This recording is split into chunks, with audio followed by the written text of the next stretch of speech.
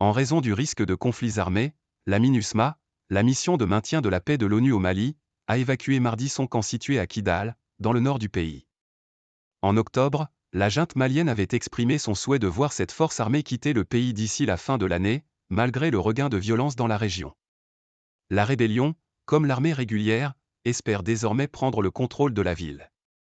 C'était attendu depuis plusieurs semaines, c'est désormais acté.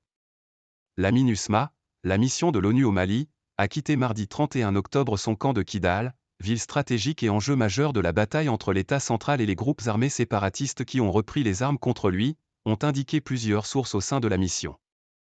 Nous avons pris le départ de Kidal ce mardi matin, a indiqué un responsable de la mission sur place, précisant que l'évacuation se faisait par la route.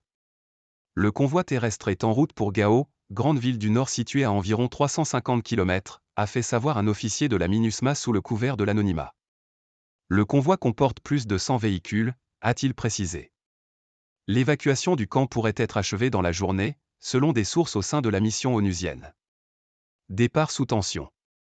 La récente dégradation de la situation sécuritaire entre tous les acteurs armés se disputant le contrôle du territoire dans le nord, séparatistes, djihadistes, armée régulière, a poussé la MINUSMA à accélérer son retrait de ses bases. Le décrochage de Kidal était initialement envisagé plutôt vers la mi-octobre, le calendrier restant cependant dépendant du terrain. La vaste et délicate opération d'évacuation en cours à Kidal est anticipée depuis des semaines comme la plus lourde des menaces de toutes celles conduites par la MINUSMA depuis août. Kidal est sous le contrôle de la rébellion à dominante Touareg.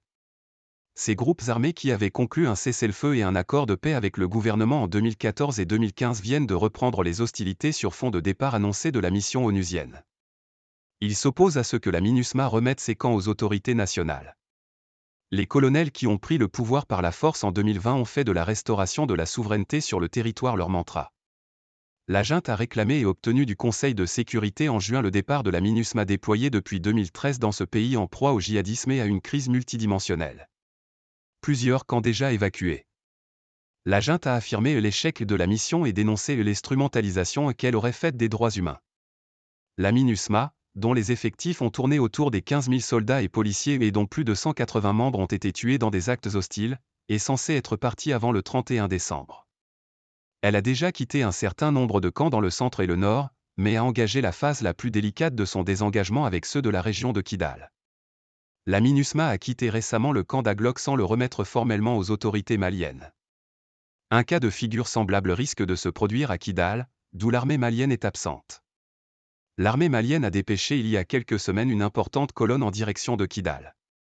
Mais le convoi se trouverait encore à Hanéfi, à environ 110 km au sud de Kidal. L'armée a aussi envoyé des renforts à Tessali, autre camp libéré par la MINUSMA, à environ 200 km de Kidal. Les relations déjà dégradées entre la junte et la MINUSMA ont continué à se tendre avec le retrait des casques bleus du Nord. La MINUSMA se plaint de la non-délivrance d'autorisation de vol qui l'a contraint à entreprendre de longs et dangereux trajets par la route en s'exposant aux attaques et aux engins explosifs improvisés des djihadistes. Elle rapporte aussi les obstructions faites au déplacement de ces convois et dit avoir dû détruire ou mettre hors d'usage des équipements faute d'avoir pu les emporter. Avec AFP.